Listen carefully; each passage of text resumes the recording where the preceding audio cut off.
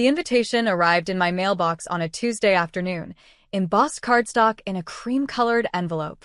I opened it standing in my kitchen, still wearing my work blazer. Celebrating 35 years of excellence, Richard Hayes Retirement Dinner. Join us in honoring his distinguished career for successful children and their families only. That last line was handwritten at the bottom in Mom's distinctive script. My phone rang within minutes. "You got the invitation?" Dad's voice was brisk, businesslike. The same tone he'd used with me for the past decade. I did. "So, you understand why we had to be selective about the guest list." He didn't phrase it as a question. "This is a professional event. My colleagues from the firm will be there. Partners, senior associates, important clients. We need to present the right image. And I don't fit that image." "Sweetheart, you work retail. Your brother is a patent attorney. Your sister is a pediatric surgeon. They're bringing their families, their accomplishments. We can't have," he paused, searching for diplomatic words. "We can't have the evening be awkward." I looked out my kitchen window at the city skyline. From my penthouse apartment, I could see half the downtown corridor. My reflection in the glass showed a 34-year-old woman in a tailored suit that cost more than Dad probably thought I made in a month. "I understand," I said quietly. "I knew you would." Relief flooded his voice. "You've always been reasonable about these things. We'll do a family dinner after, just us. Something casual." "Sure, Dad." "Excellent. I have to run, meeting with the retirement committee. Take care, sweetheart." He hung up before I could respond. I set the invitation on my granite countertop and stared at it for a long moment. Then I opened my laptop and navigated to the foundation account I'd established 3 years ago. The Hayes Family Foundation. Anonymous funding for the exact charity Dad's law firm supported every year. My contributions over the past 3 years totaled $2.8 million. I made one phone call. "This is Natalie Hayes," I said when my program officer answered. "I need to schedule a funding announcement for the Henderson Youth Legal Aid Program. I'd like it to coincide with Richard Hayes' retirement dinner. And I'd like it to be public this time." The assumption that I worked retail wasn't entirely wrong. I did work retail. I owned it. 10 years ago, I'd started as an assistant manager at a boutique clothing store, the kind of job my family called temporary and transitional. Something to do while I figured out my real career. Except I'd loved it. Loved the visual merchandising, the customer relationships, the inventory strategy, the rhythm of seasons and trends. Within 2 years, I'd been promoted to general manager. Within 4, I'd opened my own boutique with a small business loan and my life savings. That first store, Hayes & Company, though I never told my family the name, succeeded beyond my projections. I opened a second location within 18 months. Then a third. Then I started franchising the model. Now, 10 years later, Hayes & Company had 47 locations across 6 states. Annual revenue last year was $127 million. I employed over 800 people. I'd been featured in 3 business magazines and had spoken at 2 retail conferences. But to my family, I still worked in a clothing store. I'd tried correcting them early on. When the second location opened, I'd invited everyone to the ribbon cutting. Mom had come for 20 minutes, left before the ceremony, and told me later it was cute that I was playing businesswoman. Dad had sent flowers with a card that said, "Good luck with your shop." My brother, Trevor, had laughed when I'd explained the franchise model. "Retail isn't real business, Nat.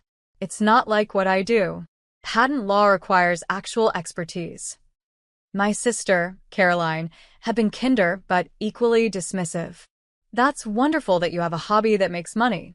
But maybe think about something more stable? Something with benefits and retirement."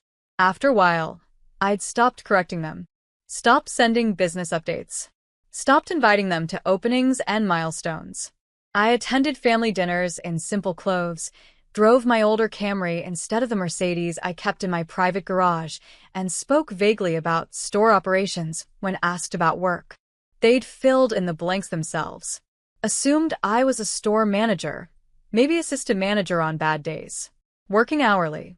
Probably struggling financially. The family charity case who'd never quite launched. Trevor brought his elegant wife and 2 private school children to every gathering, talking about his latest corporate client and his partnership track. Caroline brought her surgeon husband and discussed medical conferences in Europe. They were the success stories, the ones who made Dad proud. I was the one they seated at the kids' table until I was 30. So when the retirement invitation arrived with that handwritten note, "For successful children and their families only," I understood exactly what it meant. I wasn't invited because I was an embarrassment. Dad's retirement dinner was scheduled for Friday evening at the Grandview Club, the most prestigious venue in the city. The same place where his law firm hosted their annual gala, where partners celebrated major case victories, where the legal elite gathered. I spent that Friday morning in a board meeting with my executive team, reviewing Q3 projections and discussing expansion into 2 new markets. My CFO presented numbers that showed we were tracking 23% above last year's revenue. My head of operations outlined a new employee profit-sharing program I'd approved. "This is generous," my CFO said, reviewing the profit-sharing details. "You're essentially giving away $7 million in distributions." "Our employees built this company," I said. "They should share in its success." After the meeting, I returned to my office, corner suite, floor-to-ceiling windows, original art on the walls, and checked my personal email. The Henderson Youth Legal Aid Program had confirmed the announcement. They'd scheduled it for 6:30 p.m., right as Dad's retirement dinner would be starting cocktail hour. The press release was ready. The board chair would be making remarks thanking the anonymous donor who'd sustained their program for 3 years. The anonymous donor whose identity would be revealed tonight. My assistant knocked on my door frame. "Ms. Hayes, your sister is online too. She says it's important." I picked up. "Caroline." "Natalie." Her voice was tight. "I just wanted to confirm you're not planning any drama for Dad's retirement dinner." "I'm not attending Dad's retirement dinner." The invitation made that clear. "Yes, but I know how you can be. Making things awkward, trying to draw attention to yourself. Dad's worked his entire career for this moment. Please don't ruin it." I closed my eyes briefly. "Caroline, I have no intention of ruining anything. I'm not even going to be there." "Good. Because Trevor and I have worked hard to make this perfect for him. The speeches, the video tribute, the gift from the firm. We don't need," she paused. "We don't need any complications." "There won't be any complications from me. Thank you." She softened slightly. "I know you probably feel left out, but you have to understand. This is about Dad's professional reputation. The people attending they're at a certain level. It's not personal." "Of course not," I said quietly. "I understand completely." After she hung up, I sat in my office for a long moment, looking out at the city. Then I changed into the evening gown I kept in my office closet for after-work events. Navy silk, elegant, understated. I called my driver and headed to the charity event I actually was attending, a fundraiser for women's business initiatives, where I was receiving a community leadership award. The retirement dinner would have started at 6. Cocktail hour, mingling, colleagues sharing stories about Dad's legendary career. My family would be there in their finest clothes, Trevor and Caroline positioned as the proud children, their successful families reflecting well on Dad's legacy. I was across town at the women's business fundraiser, accepting my award, giving a brief speech about the importance of supporting female entrepreneurs. My phone was on silent in my clutch. At 6:45, it started vibrating. Continuously. I ignored it through dinner, through the networking hour, through conversations with other business owners and community leaders. Finally, around 8:30, as I was preparing to leave, I checked my messages. 17 missed calls. 23 text messages. 4 voicemails. All for my family.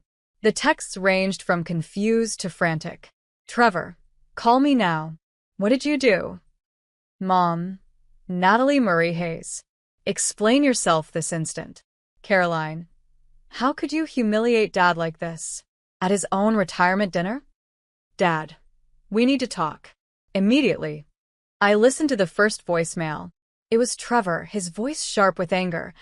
"I don't know what game you're playing, Natalie, but announcing a multi-million-dollar donation at Dad's retirement dinner? Making it all about you? That's low. Even for you. Call me back. The second was Caroline, crying. Everyone is asking questions. Dad's boss cornered him. The firm partners want to meet you. You've completely derailed his evening. How could you be so selfish? The third was Mom, coldly furious. Your father is humiliated. His colleagues are demanding to know why his daughter, his retail worker daughter, is claiming to have donated millions to their charity program. They think it's a prank or fraud. Fix this. Now. The fourth was Dad. His voice shook. Natalie. The firm's managing partner just informed me that the Hayes Family Foundation, which apparently you run, has donated $2.8 million to our charity program over 3 years. He wants to honor you at my retirement dinner. Everyone is asking why I never mentioned having a daughter who runs a foundation. I look like a fool. I need you to explain what's happening. I stood in the parking lot of the fundraiser venue, holding my phone, feeling absolutely nothing. Then I called Dad back. He answered on the first ring. Natalie, where are you? The managing partner wants to meet you. They're holding the speeches until... I'm not coming, Dad. What do you mean you're not coming? They've announced you. The Hayes Family Foundation. Your donation. Everyone knows now. You have to come. No, I don't. You made it very clear I wasn't welcome at your retirement dinner. Successful children only. Remember? Silence on the other end. I didn't know, he said finally. His voice was different now. Smaller. I didn't know about any of this. The foundation, the donations, Natalie, what exactly do you do? I own a retail company, Dad. Just like I've been telling you, for 10 years. A retail company that generates enough profit to donate millions to charity? Hayes and Company. 47 locations. $127 million in annual revenue. 800 employees. I'm the founder and CEO. I've tried telling you this at least a dozen times over the past decade. You've never been interested in hearing it. Another long silence. The managing partner knows, Dad said quietly. He showed me a Forbes article about retail entrepreneurs. You're in it. There's a photo of you at some conference. You're listed as one of the top female-founded retail companies in the region. That article came out 6 months ago. I sent it to the family group chat. Mom said it was nice that I was featured in a magazine. We thought it was a local boutique newsletter. Some small business spotlight. It was Forbes, Dad. The subject line said Forbes. I could hear noise in the background, voices, conversations, the murmur of the dinner continuing around him. They want to honor you, Dad said. The managing partner. He wants to add a tribute to the evening's program. For your philanthropic work. He's saying you've single-handedly kept the youth legal aid program operational for 3 years. I have. But why? Why donate to our firm's charity? Why stay anonymous?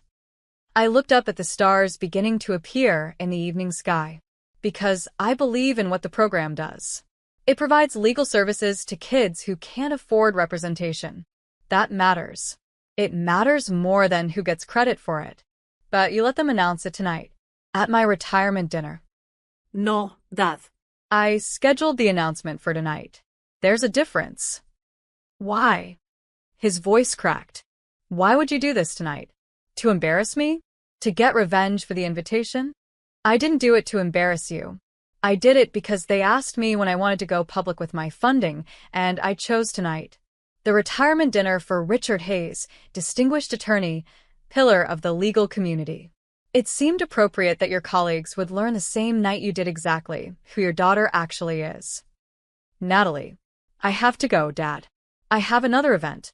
But you should tell the managing partner that I appreciate the gesture, but I don't need a tribute. The donation speaks for itself. Enjoy your retirement dinner.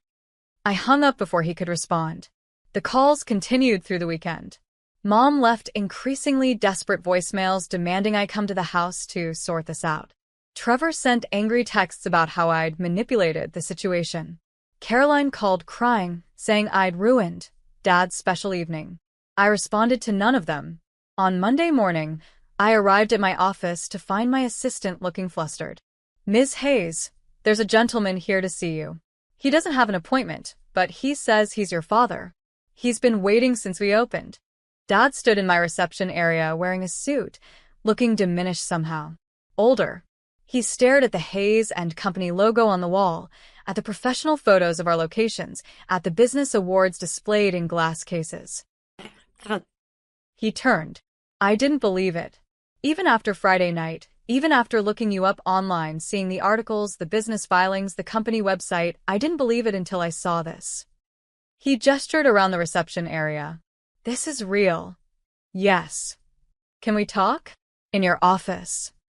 I led him down the hallway, past my team's offices, past the conference rooms, to my corner suite. He walked slowly, taking in every detail.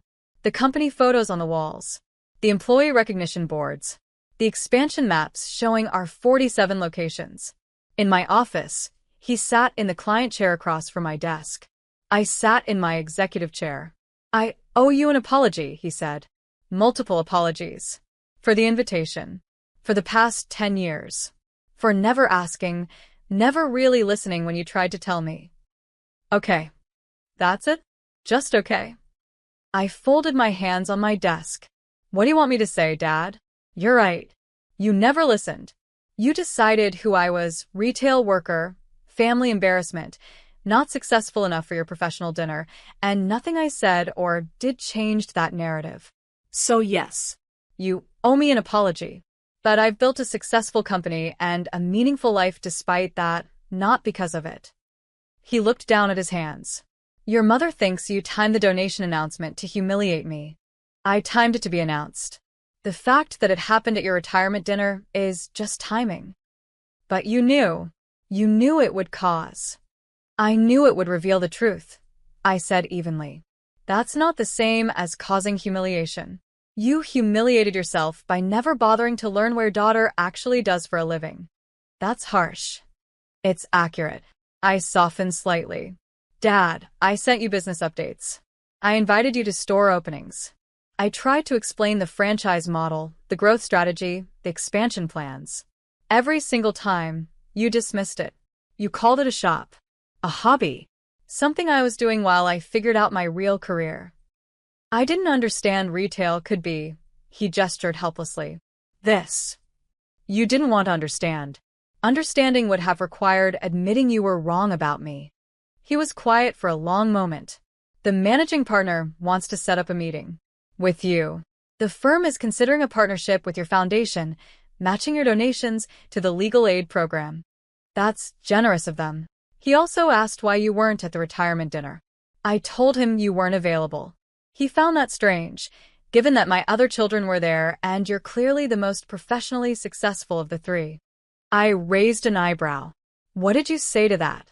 I said we'd had a miscommunication about the guest list. That met my eyes. I couldn't tell him the truth. That I'd uninvited my own daughter because I thought she worked hourly retail and would embarrass me in front of my colleagues. While she was running a company 4 times more profitable than anything Trevor or Caroline will ever touch. Trevor and Caroline have successful careers too. They do. But they walked into established systems. Law firm partnerships. Medical residencies. Prestigious paths that were already laid out. You built something from nothing. That's actual entrepreneurship. He paused. That's what my colleagues kept saying Friday night after the announcement. That building a successful retail empire is harder than climbing a corporate ladder. That real business creation requires a level of risk and vision that most people don't have. And you're telling me this because? Because I was wrong. His voice broke.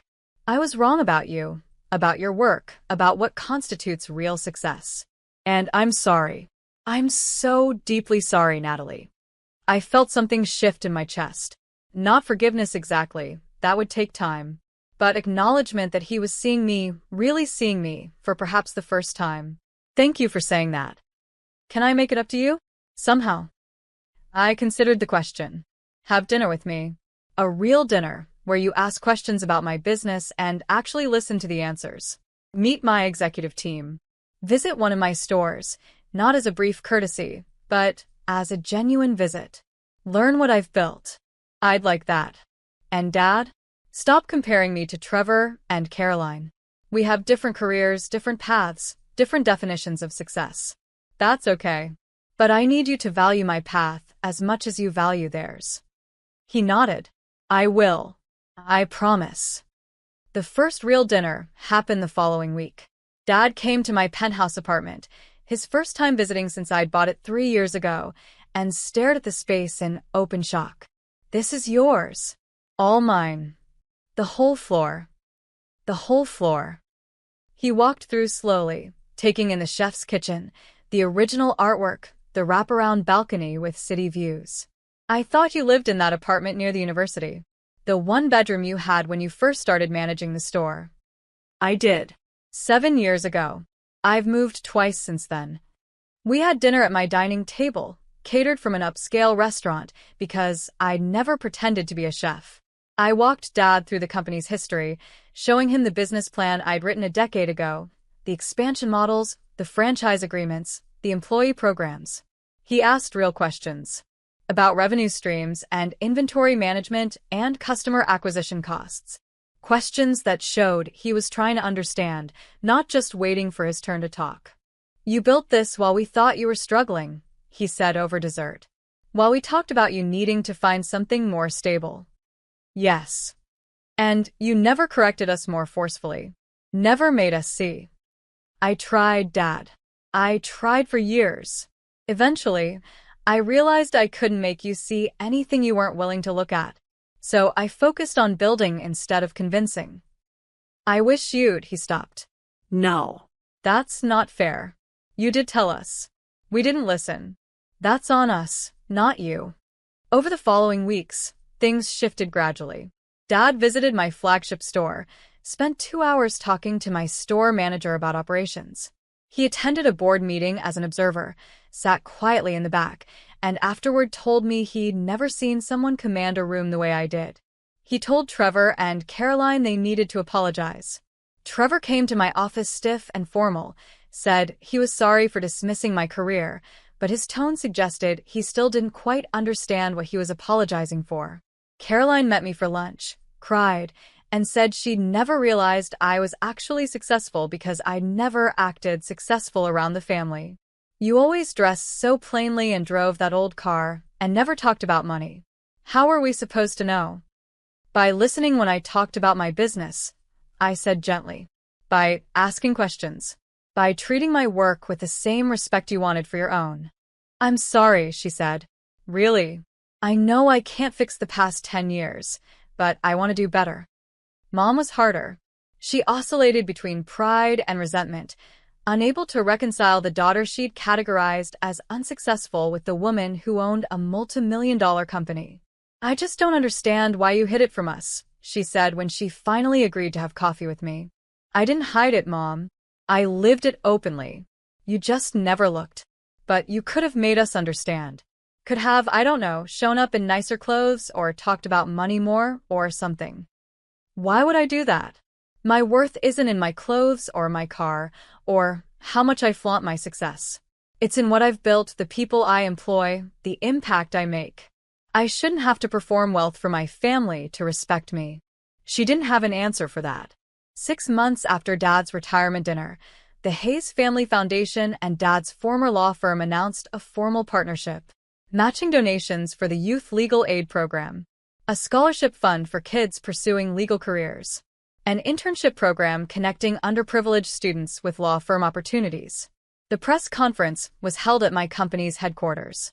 Dad stood beside me as we cut the ribbon on the new program, both of us smiling for cameras. I'm proud of you, he whispered as the photographers snapped pictures. I should have said that a decade ago. I should have said it every day. But I'm saying it now, and I'll keep saying it. I'm so incredibly proud of you. I squeezed his hand. Thank you, Dad. Later, at the reception, Trevor approached me with his wife. I've been thinking, he said, about starting my own practice, leaving the firm, but I'm terrified of the risk of building something from scratch. It is terrifying, I said honestly, but it's also the most rewarding thing I've ever done. Would you be willing to talk to me about it? About the business side of entrepreneurship? I know patent law, but I don't know how to build a company. I smiled. I'd be happy to. Let's set up a time. Caroline joined us with her husband. My hospital is considering a retail partnership, a medical supply boutique concept. I told them I knew someone they should talk to. Send me the details, I said. I'll look at the proposal. Mom stood with Dad across the room, watching our conversation. She still looked uncertain, like she was trying to reconcile multiple versions of me in her mind. But she was trying. That was something. The managing partner from Dad's old firm approached me as the reception was winding down. Ms. Hayes, I wanted to thank you again for your foundation's partnership. The legal aid program would have closed without your support. I'm glad we could help. I also wanted to apologize. Your father is a valued colleague and friend. If I'd known he had a daughter accomplishing what you've accomplished, I would have insisted she be honored at his retirement dinner. The oversight was unfortunate. It wasn't your oversight, I said gently. It was a family communication issue. But thank you. He smiled. Your father talks about you constantly now. Your business model, your growth strategy, your employee programs. I think he's become your biggest advocate. Better late than never, I said. After the reception ended, Dad and I stood on my office balcony, looking out at the city. I spent 35 years building a career, he said quietly. Building a reputation. Earning respect from my peers. And all that time, you were building something bigger, something more impressive, and I never even noticed. You noticed what you valued. Corporate success, traditional careers, established paths. I wasn't those things, so you didn't see me. But I should have. Yes, I agreed. You should have. But you're seeing me now. That's what matters. He nodded slowly. The retirement dinner. Looking back, that was probably the best thing that could have happened. The wake-up call I needed. You could have had the wake-up call without excluding me from your retirement dinner. I know. I'm not saying I'm glad I hurt you. I'm saying I'm glad I finally understand who you are. We stood in comfortable silence, watching the city lights flicker on as evening fell. Are we okay? Dad asked finally. Can we be okay? I thought about the invitation that had said successful children only. About 10 years of dismissal and assumptions. About the business I'd built anyway, the life I'd created despite their lack of recognition. And I thought about this moment, standing with my father, having a real conversation, being seen for who I actually was. We're getting there, I said. It'll take time. But yes, I think we can be okay. He smiled, and for the first time in years, it felt genuine. Below us, the city hummed with life. 47 Hayes and Company locations across 6 states. 800 employees building their own versions of success. A foundation making real impact. A family slowly learning to see clearly. I'd built all of it without their approval. But having it now, earned through truth rather than performance, felt like finally being invited to a dinner I actually wanted to attend.